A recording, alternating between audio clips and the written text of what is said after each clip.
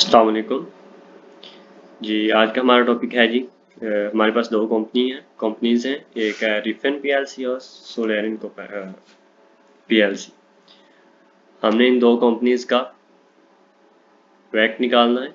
वैक means weight average cost capital, और weight average cost capital निकालने के लिए हमारे पास डाटा गिवन है दोनों कंपनीज का। वैक निकालने के लिए हमें दो चीज़ों की ज़रूरत पड़ती है। एक चीज़ हमारे पास कॉस्ट ऑफ कैपिटल होनी चाहिए, दूसरी कॉस्ट ऑफ डेब्ट होनी चाहिए, वेट होना चाहिए, इक्विटी वेट होना चाहिए, लोन वेट होना चाहिए। क्योंकि फार्मूला वैक का जो फार्मूला है उसमें यूज़ होता है equity weight, cost of capital, loan weight, cost of डेब्ट। ये सब चीज़ें इसमें यूज़ होंगी, इसलिए हम सबसे पहले जो चीज़ फाइंड करेंगे वो हमारे पास होगा cost of capital. Different company का कॉस्ट ऑफ कैपिटल फाइंड करने के लिए सबसे पहले हमें कॉस्ट ऑफ कैपिटल का फॉर्मूला देखना है। कॉस्ट ऑफ कैपिटल का फॉर्मूला है dividend divided by market value plus growth rate. Dividend भी हमें सबसे पहले हमें फाइंड करना पड़ेगा, क्योंकि डिविडेंड का भी आगे एक फॉर्मूला है dividend divided by number of ordinary share. जी, हमारे पास डिविडेंड है जी, डिविडेंड दिया हुआ है पहले ही, डिविडेंड आ गया हमारे पास। Dividend divided by number of ordinary shares, हमारे पास आ जाएगा ये number of ordinary shares different company का।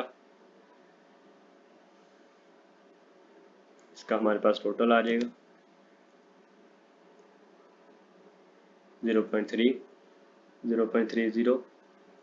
यूरो में, क्योंकि हमें डाटा भी यूरो में गिवन है, आगे भी हम यूरो में ही फाइंड करेंगे। उसके बाद आ जाएगा कैपिटल, कॉस्ट ऑफ कैपिटल का फॉर्मूला। कॉस्ट ऑफ कैपिटल का फॉर्मूला है जी dividend divided by market value plus growth rate. चलें पुट करते हैं जी। डिविडेंड हमें दिया गया था, डिविडेंड आ जाएगा हमारे पास dividend divided by market value.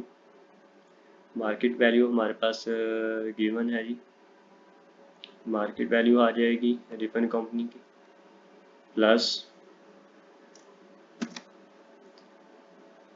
Growth rate भी गिवन है हमारे पास इक्वल्स, ये हमारे पास आ गया जी 12.50%।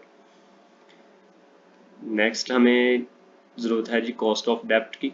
कॉस्ट ऑफ डेब्ट फाइंड करने के लिए हमारे पास फॉर्मूला है interest multiply 1 minus tax.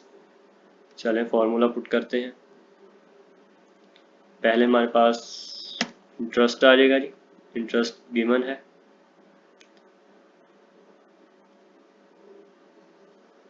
Interest on loan capital, different company का ले लिया हमने interest on capital, multiply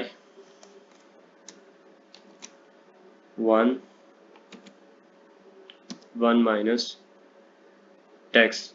tax हमारे पास गिवन है, टैक्स हमें दिया गया है, टैक्स आ गया जी, ब्रैकेट क्लोज कर देंगे। 6% हमारे पास आ गया कॉस्ट ऑफ डेब्ट। उसके बाद है जी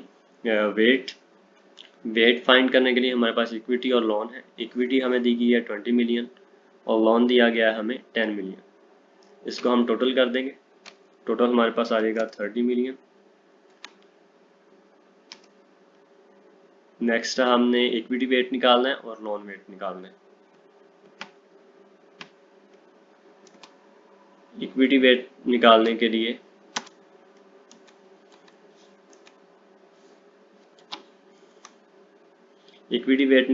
हमारे पास फॉर्मूला है weight divided by total. Weight divided by total आ जाएगा हमारे पास, ये हमारे पास आ गया इक्विटी वेट। लोन वेट निकालने के लिए हम लोन डिवाइडेड बाय टोटल कर देंगे। ये आ गया हमारे पास जी लोन वेट। आगे हम यूज़ करेंगे वैक का फॉर्मूला। वैक का फॉर्मूला था equity weight multiply cost of capital plus lone wait multiply cost of डेब्ट। चलें जी फाइंड करते हैं। वैक वैक था इक्विटी वेट, हमारे पास इक्विटी वेट निकला था 0.66 something. Equity weight multiply cost of capital आ जाएगा हमारे पास। कॉस्ट ऑफ कैपिटल जो हमारा टोटल निकला था आंसर, कॉस्ट ऑफ कैपिटल हमारा निकला था जी 12.50% मल्टीप्लाई कॉस्ट ऑफ कैपिटल आ गया प्लस लोन वेट आ जाएगा हमारे पास, प्लस लोन वेट जो हमने निकाला था टोटल ये आ गया जी, मल्टीप्लाई हमारे पास आ जाएगा टोटल कॉस्ट ऑफ डेब्ट जो हमने निकाला था 6%। चलो ये वैक हमारे पास आ गया जी 20% रिफंड कंपनी का। आगे सेम टू सेम प्रोसेस है सिल्यूरियन कंपनी का। सेम प्रोसेस है, सेम फार्मूलाज यूज होंगे। कॉस्ट ऑफ कैपिटल निकलेगा, कॉस्ट ऑफ डेब्ट, वेट, फिर हमारा वैक का फॉर्मूला लग के सेम टू सेम आंसर निकलेगा। तमाम दोस्तों से गुजारिश है कि सिल्यूरियन का कंपनी का डाटा निकालें। अगर कोई भी प्रॉब्लम है तो हमें कमेंट करें, कमेंट में मैं फिर इंशाल्लाह आंसर दूंगा। Okay, thank you.